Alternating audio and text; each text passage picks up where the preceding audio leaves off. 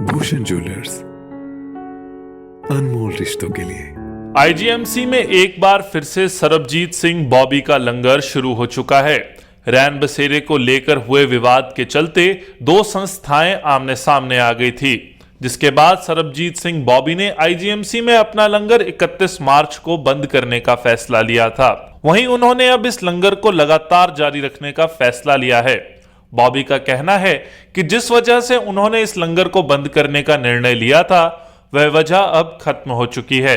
गौरतलब है कि आईजीएमसी में कैंसर मरीजों के लिए बॉबी की संस्था द्वारा रैन बसेरा बनाने के लिए जगह का चयन किया गया था, जिसका टेंडर आईजीएमसी प्रशासन ने चुपके से किसी अन्य संस्था को दे दिया था, जिस वजह से रैन बसेरा काफी दिनों तक विवादों में रहा। वहीं अब सरबजीत सिंह बॉबी का कहना है कि यह रैन बसेरा कैंसर मरीजों के लिए ही बनाया जाना था, जो कि अब बन चुका है। भले ही उनकी संस्था इसे नहीं चला रही है, पर अन्य संस्था से भी मरीजों को ही लाभ मिल रहा है। मैं सभी का धन्यवाद करता हूं, जिन्होंने इस हमारी मुसीबत के वक्त हमारा साथ दिया और हमारे इस मुद्दे को राष्ट्रीय स्तर तक पहुंचाया। और ये विवाद अब थम चुका है। हमारा लंगर तो पहले भी बंद नहीं हुआ था, लेकिन मैंने कहा था कि 31 मार्च को ये बंद कर दिया जाएगा। लेकिन विवाद की जो वजह थी वो ख़त्म हो चुकी है। विवाद की वजह थी वो रैन बसेरा, जो कि कैंसर के मरीज़ों के लिए बनाया गया था। क्योंकि अब वो बन चुका है, भले ही हमारी संस्था अब उसे नहीं चला रही है, लेकिन वो मसला हल हो चुका है। वहाँ पर 32 कैंसर के मरीज़ों को सुलाया जा रहा है, तो वो विवाद वहीं पर ख़त्म हो गया है। और मुझे ये बताते हुए खुशी हो रही है कि जैसा हमारा लंगर पहले चल रहा था, अब आगे भी वो वैसा ही चलता रहेगा। क्योंकि असली वजह थी वो रैन बसेरा, जो कि और किसी संस्था को दे दिया गया था किसी और काम को करने के लिए। लेकिन मुझे बड़ी खुशी है, जब मैंने पिछले कल जाकर वहाँ पर देखा तो वहाँ पर वो 32 लोग कैंसर के मरीज सो रहे थे, तो ये बड़ी अच्छी बात है। मेरा ये मानना है कि जब भी कोई संस्था सेवा करती है तो वो संस्था निष्काम भाव से सेवा करती है, उसको उसका काम करने दिया जाए। उसमें जब भी मनी मैटर्स आ जाता है तो वो भावना नहीं रहती। तो जब भी सरकार अपने स्तर पर ऐसे काम करती है तो पहले उन संस्थाओं को रिकॉग्नाइज करना चाहिए जो कि ऑलरेडी वहाँ पर काम कर रही हैं। तो मेरा सरकार से आग्रह है, और अब मैं धन्यवाद भी करता हूँ कि हमारा वो लंगर पहले की तरह चलता रहेगा।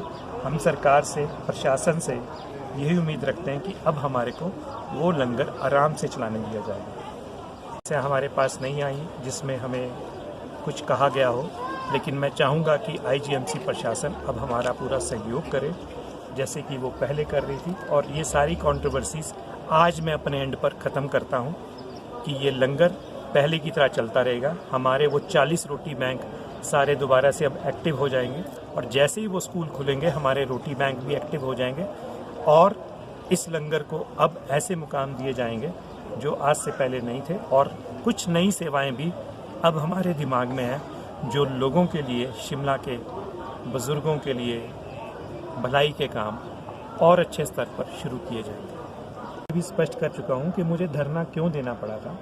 धरना इसी करके देना पड़ा था कि जो हमने एक रैन बसेरे की जगह चिन्हित की थी, जिसमें कैंसर के मरीजों के लिए रैन बसेरा बनना था, वो इन्होंने चुपचाप से एक टेंडर कर एक और संस्था को दे दिया।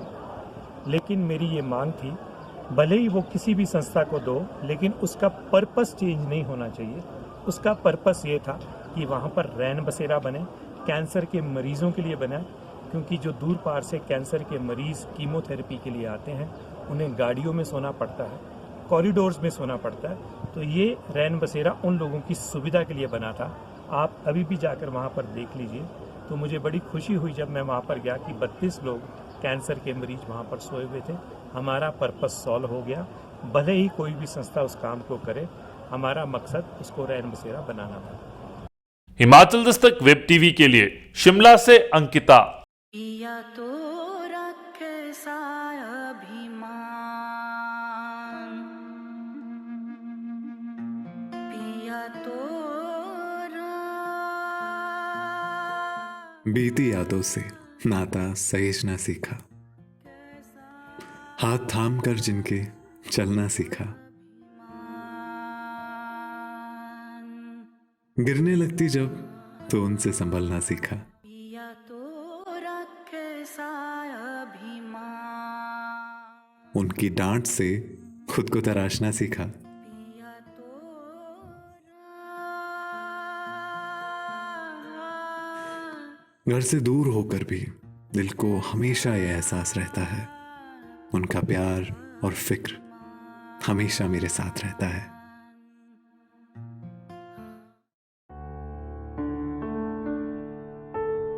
भूषण ज्वेलर्स, अनमोल रिश्तों के लिए।